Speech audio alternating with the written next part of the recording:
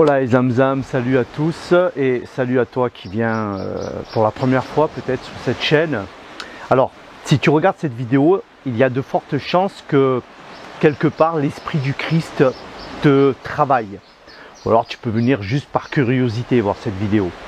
Mais je pense que c'est déjà qu'il y a quelque chose en toi déjà qui est en gestation, hein, qui est en train de mûrir, où tu te poses vraiment des questions sur le Messie, sur Jésus, sur Dieu, sur tout ça.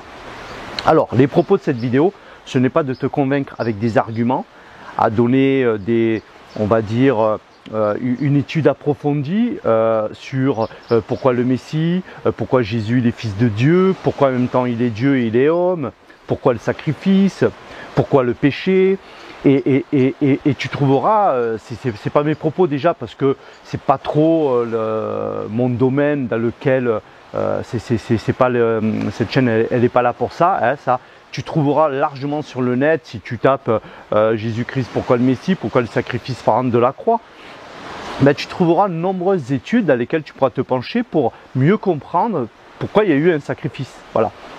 Donc je vais tâcher d'être, on va dire, assez concis en fait. Voilà, assez voilà, que ce soit pas trop long et voilà. Donc ce n'est pas par des arguments je ne peux pas te convaincre, même les meilleurs arguments, je ne peux pas te convaincre, parce que Jésus-Christ est une révélation. Quand on reçoit Jésus-Christ, il y a quelque chose en nous de surnaturel qui se passe, tout simplement. Et quand il nous ouvre les yeux, eh bien là, on s'aperçoit de la dimension du Christ. Et c'est un petit peu à ça que je voudrais t'inviter. Alors déjà, moi je peux témoigner que Jésus dans ma vie il a opéré. Voilà, moi je peux témoigner qu'à l'âge de 24 ans je me suis tourné vers le Seigneur et j'ai fait des vidéos sur cette chaîne et je t'invite à aller les voir, hein. Mais le commencement, mes premiers pas vers Jésus et puis plusieurs vidéos où j'explique que j'ai vu Dieu, le Saint-Esprit à l'œuvre, hein, à travers des miracles et des guérisons en moi qu'il a fait, et puis aussi il y a d'autres témoignages aussi de ce que Dieu fait dans la vie des autres. Ce que je peux dire c'est que moi, il a changé ma vie. Sans Jésus, actuellement, ma vie ne serait pas la même. Je ne sais même pas si je serais encore en vie parce que le mode de vie que j'avais, c'était quand même, je me détruisais pas mal. Aujourd'hui, je pense que je serais quand même pris dans des liens par rapport à l'alcool, à certaines drogues et tout ça. Bon, maintenant, à 48 ans, le corps, il aurait pas mal morflé. Donc, point d'interrogation, je ne sais pas si je serai encore en vie, mais même admettons si je serais encore en vie, je serais dans un sale état, je peux vous le dire. Hein. Et ça n'empêche pas que j'ai passé des épreuves, des hauts et des bas dans la vie, comme tout être humain, mais j'ai passé mes épreuves avec le Christ. Et voir même Jésus-Christ, parce que quand on le laisse rentrer dans sa vie, du coup on écoute un petit peu ce qu'il a à nous dire, voire même beaucoup, on écoute au mieux que possible, et il nous évite même certains obstacles et certaines épreuves. Mais bon, donc moi je peux témoigner qu'il a vraiment agi dans ma vie, il m'a libéré de la drogue, de l'alcool, d'addiction, je pense j'aurais vécu des grosses dépressions s'il n'aurait pas été là. Donc je m'en serais pas sorti en fait, voilà, sans Jésus. Donc ça, je peux témoigner qu'il est vivant, mais je vous invite à écouter les autres vidéos. Donc là, je ne parle pas d'un Jésus historique, je ne parle pas d'un Jésus religieux, je ne suis pas là pour parler de religion ou te faire adhérer à une religion ou à une église, loin de là. Je ne suis moi-même pas du tout adhérent à quelconque dénomination, hein. Je suis un chrétien sans église fixe, hein. Et je peux t'inviter à écouter les vidéos que j'ai faites sur le sujet de l'église, que tu comprennes c'est quoi normalement l'église, bien évidemment, parce que je ne vais pas refaire les choses maintenant. Donc, je parle de Jésus, il est actuel. Voilà, c'est pas un Jésus historique, c'est un Jésus actuel qui agit, qui veut agir dans ta vie. Donc, on peut dire que Jésus-Christ, il est venu, il se présente comme sauveur.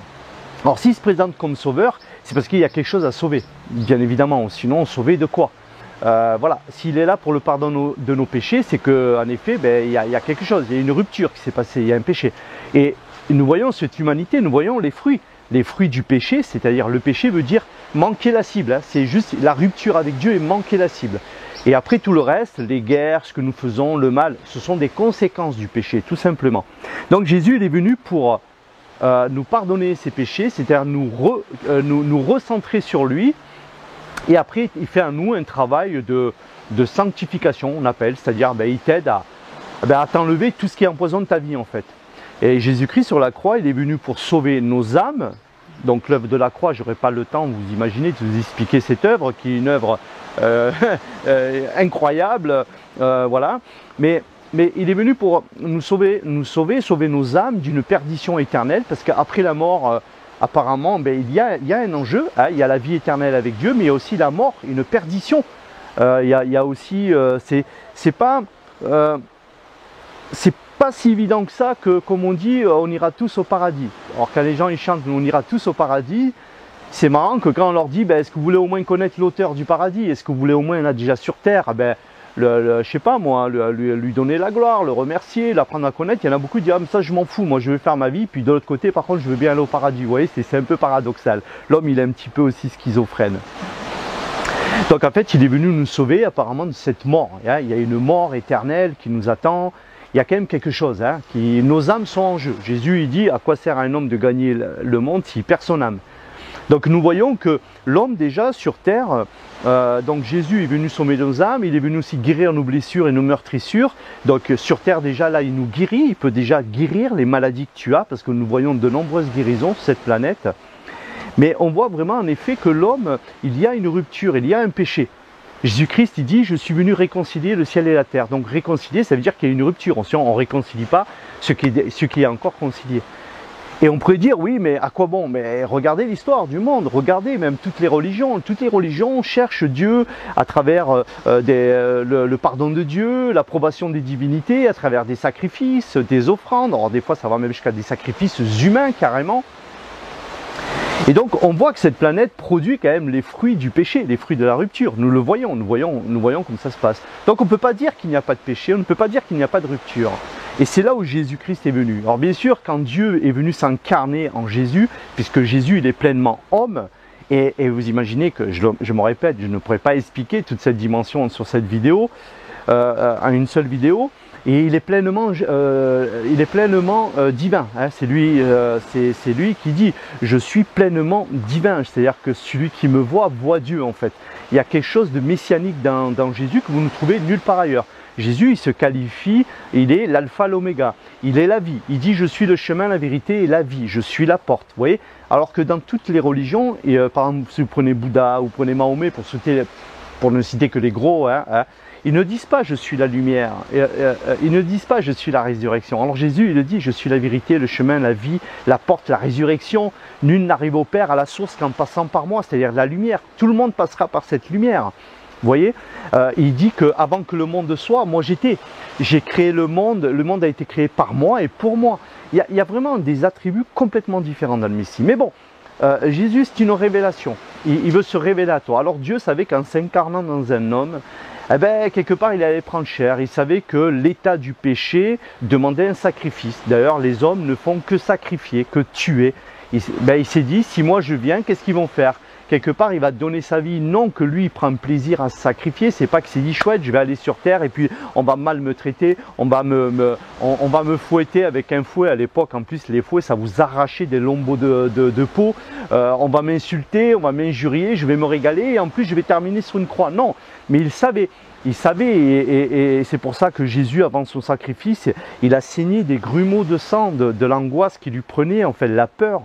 Comment un être aussi divin ne pouvait pas avoir peur de ce qui allait lui arriver? Enfin, peur, en tout cas, appréhender, il y avait quand même une angoisse. Et bien sûr, il savait que ça allait lui arriver, tout simplement. Donc, il est mort. Et par sa mort, il a démontré, alors ça aussi, il sera encore des sujets incroyables, mais il a démontré à l'univers entier, aux anges de l'univers entier, il a démontré cet état, l'état de cette planète. Et en effet, par sa mort, il a pris nos meurtrissures et nos péchés pour que quiconque se tourne vers lui, quiconque croit, soit pardonné de ses péchés et qu'il soit habité par lui et qu'il ait la vie éternelle. C'est pour ça que Dieu dit, j'ai tant aimé le monde que j'ai donné mon Fils unique afin que quiconque croit en lui ne périsse pas mais qu'il ait la vie éternelle. Il y a vraiment une dimension de l'âme que Dieu veut nous sauver en fait. Il y a quelque chose comme ça. Alors, moi je te demanderais de ne pas trop réfléchir, mets un petit peu de côté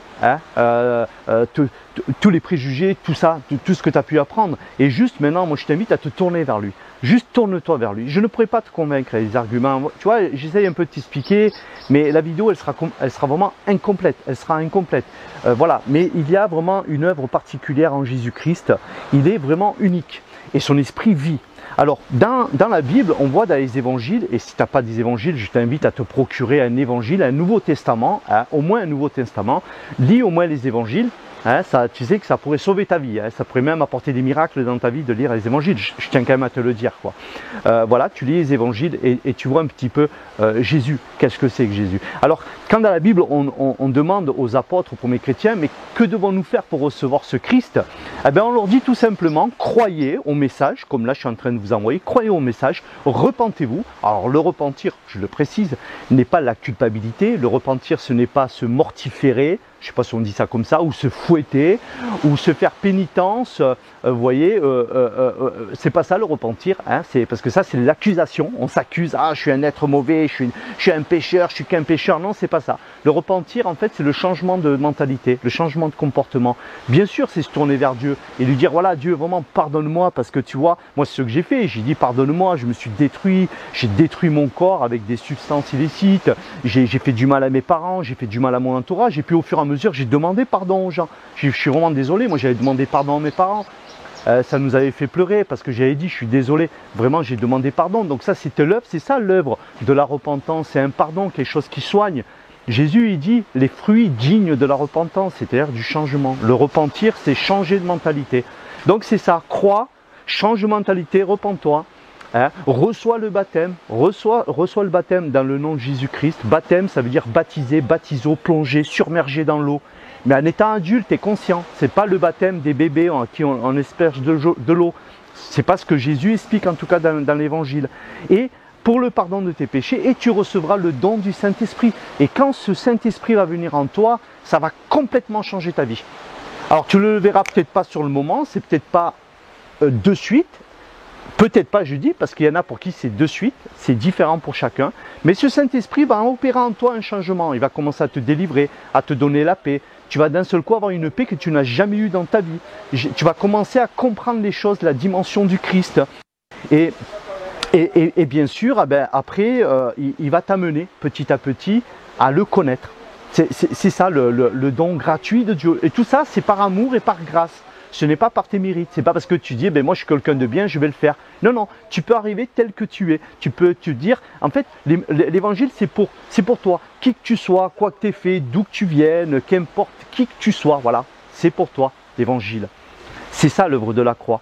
Donc en fait, pour résumer un peu ça, recevoir le Messie, c'est ce que je t'invite là maintenant à faire, recevoir le Messie, c'est vraiment croire au message de l'évangile. Tu peux croire déjà en ce que je te dis là, à dire ouais moi je sens qu'il y a quelque chose avec Jésus. C'est vrai que j'ai pas tout compris, j'ai pas tout saisi sur l'œuvre du Messie, la croix, tout ça, mais je suis attiré parce que Dieu t'appelle quelque part, ouais, tu le sens dans ton cœur que Dieu t'appelle, eh bien ça suffit. T'as pas besoin de tout connaître, t'as pas besoin de faire une école de théologie pour comprendre tout l'œuvre de la croix. Ça va être difficile puisque cette œuvre là c'est une révélation. Nous avons la révélation ensuite du Christ. Tu l'auras, t'inquiète pas, il va t'expliquer au fur et à mesure. Mais déjà, rien qu'en regardant cette vidéo, te dire, ouais, ok, tu es venu dans ma vie, moi j'ai besoin, je me sens pécheur, je sens quelque chose qui ne va pas, j'ai besoin du Messie, j'ai besoin de toi, j'ai besoin de toi. Eh bien, déjà en faisant ça, en croyant, en te repentant, c'est-à-dire en changeant de comportement, de mentalité, en prenant le baptême, et je t'invite, tu peux écrire un message. J'essaierai de trouver des chrétiens quelque part en France qui puissent te baptiser, ou Dieu te guidera pour être baptisé quelque part, t'inquiète pas. Je t'invite à regarder les vidéos sur le baptême que j'ai fait, comme ça te donne une idée c'est quoi le baptême. Et bien sûr, tout cela pour le pardon de tes péchés, pour que Dieu rectifie, recalibre, remette droit ton âme en fait, hein, que tu aies ce pardon et tu recevras le don du Saint-Esprit. Voilà, c'est pas compliqué dans l'absolu. Dans l'absolu, ce n'est pas compliqué. Et voilà, et bien, je vais arrêter là, hein. Je pense que j'en ai assez dit. En tout cas, Jésus-Christ, il y a vraiment quelque chose de particulier. Mais je te laisse le découvrir. De toute façon, comment découvrir le Christ si ce n'est par révélation? Moi, j'ai eu la révélation du Christ. Je n'avais jamais vu d'église, je ne savais pas, je ne savais rien. J'ai eu ça en Espagne, hein, où vraiment, voilà, Dieu m'a visité dans des songes, tout ça. Après, il m'a fait lire la Bible, j'ai pu apprendre à comprendre tout ça. Mais c'est vrai que dès que tu vas recevoir ce Saint-Esprit, comme il est dit, comme Jésus il le dit, quiconque croit en moi, hein, devient une nouvelle création. Voilà, une nouvelle création. Voici les choses, il dit les choses anciennes sont passées. C'est-à-dire qu'en fait, on met à la trappe tout ce que tu as fait, toutes les choses qui peuvent te faire culpabiliser, tout ce qui t'empêche d'avancer. Tout ça, c'est derrière, il ne se souvient plus de ça. Il dit, voici que je fais toutes choses nouvelles. Et je me dis, mais il peut faire toutes choses nouvelles dans ta vie. Tu t'en rends compte de ça? Tu peux avoir toutes choses nouvelles. Et les infirmités aussi que tu as. Toi qui regardes, tu peux te dire, mais moi je suis malade, j'ai une maladie incurable. Sache que Jésus, dans l'œuvre de la croix, mis à part sauver nos âmes, pour reconnecter nos âmes pour la vie éternelle avec Dieu, mis à part ça, il a aussi pris nos fardeaux, il a aussi pris nos meurtrissures, nos blessures, nos maladies. C'est quelque chose qui est pris, l'œuvre de la croix a pris ça. C'est-à-dire que tu peux lui déposer aussi, dire voilà, moi je suis malade, mais au nom de Jésus-Christ, je proclame ma guérison. Et tu verras bien ce qui va se passer. Allez, je vous laisse. Merci pour avoir regardé cette vidéo jusqu'au bout. Et je te demande de liker, de partager si tu veux, de t'abonner si tu n'es pas abonné. Je ne peux que te souhaiter le meilleur dans le Seigneur. En tout cas, je peux dire que en laissant rentrer Jésus dans ta vie, parce que Jésus ne rentrera pas dans la vie des gens, parce qu'il veut demeurer en nous. Le ciel est en nous, Jésus est en nous, nous sommes son temple, mais il ne le fera que si nous l'acceptons, que si nous disons oui, parce que Dieu respecte la liberté de chacun. Dieu ne viendra pas s'inviter chez toi et forcer la porte du temple que toi tu es. Non, lui il ne le fait pas. Ça, lui il ne le fera pas. Les mauvais esprits, ça ils aiment bien le faire, mais l'Esprit Saint, ça il ne le fait pas. Mais dès que tu vas l'inviter, ok, tu l'auras invité, il viendra. Et là, il fera avec toi ce qu'il a à faire. Et voilà, je ne peux que te souhaiter ça, bien évidemment. Allez, ciao à tous et à bientôt.